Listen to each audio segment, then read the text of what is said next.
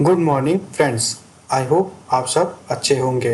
आपका स्वागत है आपके अपने YouTube channel current affairs for exam में। चलिए आज दिनांक 9/8/2024 की प्रश्नावली शुरू करते हैं। भारतीय टीम ने पेरिस ओलंपिक 2024 में हॉकी स्पर्धा में निम्नलिखित में से कौन सा पदक हाल ही में जीता है? स्वर्ण, रजत, कांस्य या उपरोक्त में से कोई भी नहीं। इसका सही जवाब है कांस्य। पेरिस ओलंपिक 2024 में भारतीय टीम ने हॉकी स्पर्धा में कांस्य पदक जीता है।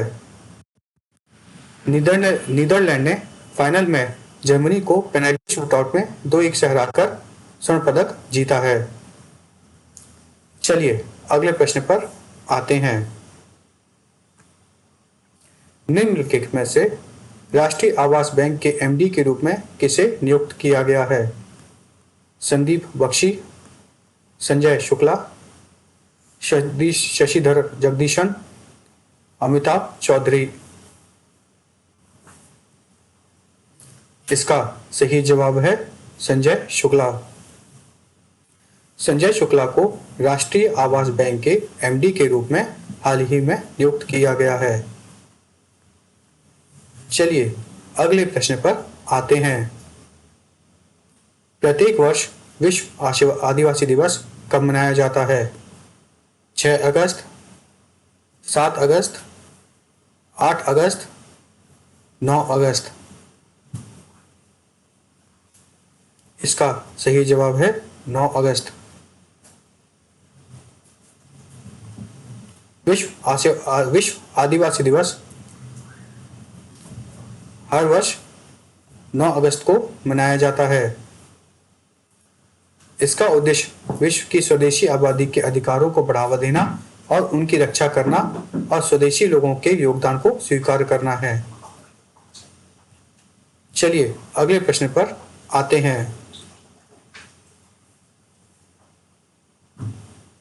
संयुक्त राज्य अमेरिका और निम्नलिखित में से किस देश ने नागरिक परमाणु सहयोग समझौते पर हाल ही में हस्ताक्षर किए हैं? चाड, सिंगापुर, इजराइल, इंडोनेशिया। इसका सही जवाब है सिंगापुर। संयुक्त राज्य अमेरिका और सिंगापुर ने हाल ही में एक नागरिक परमाणु सहयोग समझौते पर हस्ताक्षर किए हैं, जिसे आमतौर पर 1-2-3 समझौता के रूप में जाना जाता है। यह सौदा सिंगापुर को अमेरिका परमाणु ऊर्जा प्रौद्योगिकी पर विस्तृत जानकारी और विशेषज्ञता तक पहुंचने की अनुमति देगा, जो आमतौर पर निर्यात नियंत्रण में है। समझौते का उद्देश्य परमाणु ऊर्जा में सिंगापुर की क्षमताओं को बढ़ाना और इस क्षेत्र में दोनों देशों के बीच संबंधों को मजबूत करना है। चलिए अगले प्रश्न पर आते हैं।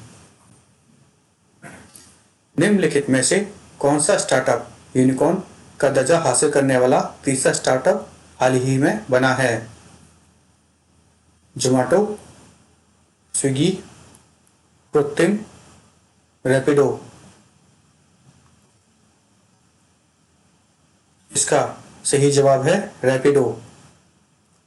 रैपिडो यूनिकॉर्न का दर्जा हासिल करने वाला हाल ही में तीसरा स्टार्टअप बन गया है। परफ्यूर्स और कृत्रिम एआई 2024 में यूनिकॉर्न स्थिति तक पहुंचने वाले पहले और दूसरे स्टार्टअप थे। चलिए अगले प्रश्न पर आते हैं। निम्नलिखित में से किस राज्य की विधानसभा ने खनन किए गए खनिजों पर उपकर लगाने के विधेयक पारित किया है? झारखंड, बिहार, मध्य प्रदेश, तेलंगाना। निम्नलिखित में से किस राज्य की विधानसभा ने खनन किए गए खनिजों पर उपकर लगाने के विधेयक पारित किया है? झारखंड, बिहार, मध्य प्रदेश, तेलंगाना। इसका सही जवाब है, अरे तो बार बार हो रहा है यार, निम्नलिखित में से किस राज्य की विधानसभा ने खनन किए गए खनिजों पर उपकर लगाने के लिए विधेयक पारित किया है? झारखंड, बिहार, मध्य प्रदेश, तेलंगाना। इसका सही जवाब है झारखंड। झारखंड राज्य विधानसभा ने खनन खनिजों पर उपकर लगाने के लिए विधेयक पारित किया है। यह कदम सुप्रीम कोर्ट के 25 जुलाई के फैसले का पालन करता है, जिसने पुष्टि की है कि खनिज अधिकारों पर कर लगाने की विधायक शक्ति राज्यों के पास है। चलिए अगले प्रश्न पर आते हैं। निम्नलिखित में से किस देश में यूनेस्को ने नेल्सन मंडेला से जुड़े कई स्थलों को विश्व धरोहर स्थलों के रूप में अंकित किया है? दक्षिण अफ्रीका, मालदीव, वियतनाम, लाओस। इसका सही जवाब है दक्षिण अफ्रीका। संयुक्त राष्ट्र शैक्षिक, वैज्ञानिक और सांस्कृतिक संगठन अर्थात United Nation Educational, Scientific and Cultural Organization ने नेल्सन मंडेला से जुड़े कई दक्षिण अफ्रीकी स्थलों को विश्व धरोहर के स्थलों के रूप में अंकित किया है। चलिए अगले प्रश्न पर आते हैं। राज्य स्तरीय थिंक टैंक ग्रेड की स्थापना निम्नलिखित में से किस राज्य में की जाएगी? मध्य प्रदेश, केरल, गुजरात, मणिपुर। इसका सही जवाब है गुजरात। गुजरात में राज्य स्तरीय थिंक टैंक ग्रिड की स्थापना की जाएगी। गुजरात के मुख्यमंत्री श्री भूपेंद्र पटेल ने Gujarat state institution for transformation के गठन की घोषणा की है। इसे नीति आयोग के अनुरूप बनाया गया है। चलिए अगले प्रश्न पर आते हैं। सरकार ने हाल ही में स्वचालित मार्ग के तहत गैर अनुसूचित हवाई परिवहन सेवाओं, हेलीकॉप्टर सेवाओं और समुद्री विमानों पर कितने प्रतिशत एफडीआई की अनुमति दी है?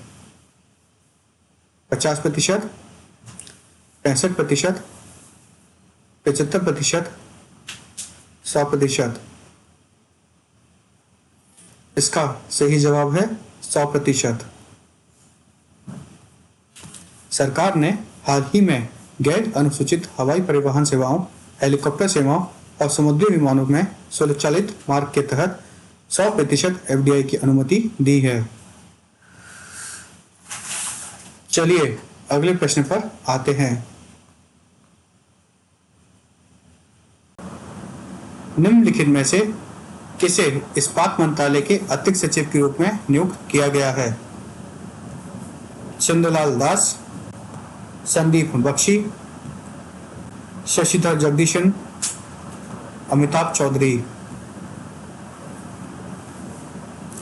इसका सही जवाब है चंद्रलाल दास। चंद्रलाल दास को इस्पात मंत्रालय के अतिरिक्त सचिव के रूप में नियुक्त किया गया है। फ्रेंड्स, आज का सेशन यहीं समाप्त होता है। आपको हमारा सेशन कैसा लगा कमेंट करके बताइएगा तथा लाइक एवं सब्सक्राइब अवश्य कीजिएगा। धन्यवाद।